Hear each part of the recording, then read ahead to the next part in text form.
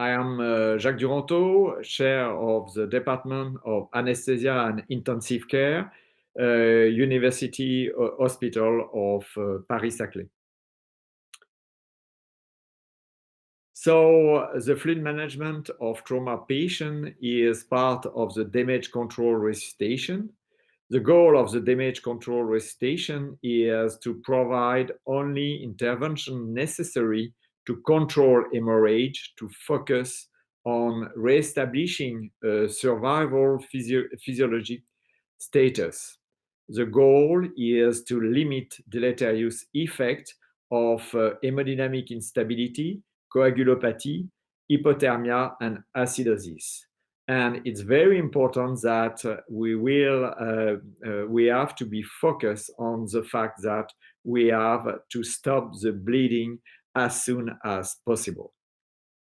So the three pillars of the fluid resuscitation in trauma patient are: first, the permissive hypotension; second, the fact that we will give a low volume of crystalloid; and finally, the fact that we are able to give very earlier transfusion of blood product. About permissive hypotension, the recommendation are to target a systolic arterial pressure from 80 to 90 and a mean arterial pressure from 50 to 60 until the bleeding has been stopped. It is obvious that if we have to deal with a trauma brain injury, we have to increase the mean arterial pressure to be sure that we have a good perfusion, cerebral perfusion pressure, and we have to reach a mean arterial pressure equal or greater to 80 millimeters of mercury. About low volume of crystalloid. Low volume of crystalloid is not no fluid resuscitation, because we have to deal with an hemorrhagic shock and we have to give fluid to our patient. But fluid resuscitation must be limited to what is strictly necessary to achieve recommended arterial pressure target. So the best way to do is to perform successive bolus and to look at the response in terms of arterial pressure to be sure to give only the necessary quantity of crystalloid. Fluid resuscitation alone is different than fluid resuscitation and vasopressor. So we know that if we add a vasopressor, it will induce arterial, it will increase the arterial tone, but it will also increase the venous tone. And through this increase of venous tone, increase the venous return and increase the cardiac output by decreasing the unstressed blood volume. So in my unit, we introduce very quickly the vasopressor, norepinephrine, when we observe no response to fluid resuscitation. Another interesting point is that vasopressor could have other effect than the vascular effect. And in this study, where it's a randomized, double-blind, placebo-controlled, single-center study, they test the effect of low dose of vasopressin.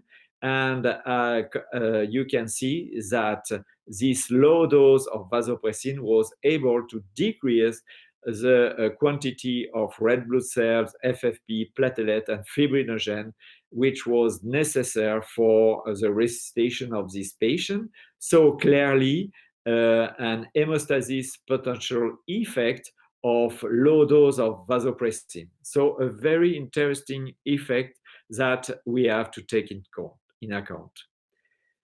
So which fluid do we have to use? The first choice is the isotonic crystalloid solution. The use of colloid must be restricted because they can induce adverse effect on hemostasis and on kidney function. We have to consider balanced electrolyte solution because we know that the sodium chloride 0.9% is capable to induce acidosis and is capable to decrease the kidney blood flow and have deleterious effect on the kidney function. But we need more study to analyze this in trauma patient. It is why we design this study where it's an ongoing study. We compare plasmalit versus saline 0.9% in a trauma population, looking at the effect at the level of the kidney function. What about early transfusion of blood product? The recommendation recommend to give plasma and red blood cell in a plasma red blood cell ratio of at least 1.2. So it's a high ratio of plasma red blood cells. And this recent study, it's a retrospective study where they analyze a cohort, a French trauma registry cohort, and they clearly show that with a high ratio FFP to plasma red blood cells here greater than 1.5, there is clearly a decrease in mortality in this patient. So we have to use this high level of ratio, and clearly during the past years there is a shift from a crystalloid strategy to a blood component strategy, where we give a very earlier red blood cells with a high ratio of FFP red blood cells. So in conclusion, the three pillars of the fluid resuscitation in trauma patient are the fact that we have to respect permissive hypertension. The second point is to limit the quantity of crystalloids that we give to our patient. And the third point is to have a clear strategy of aggressive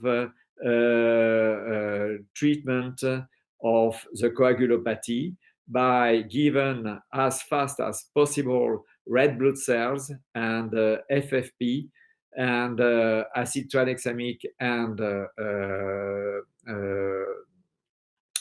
fibrinogen to be able to prevent the best we can the coagulopathy. Thanks a lot.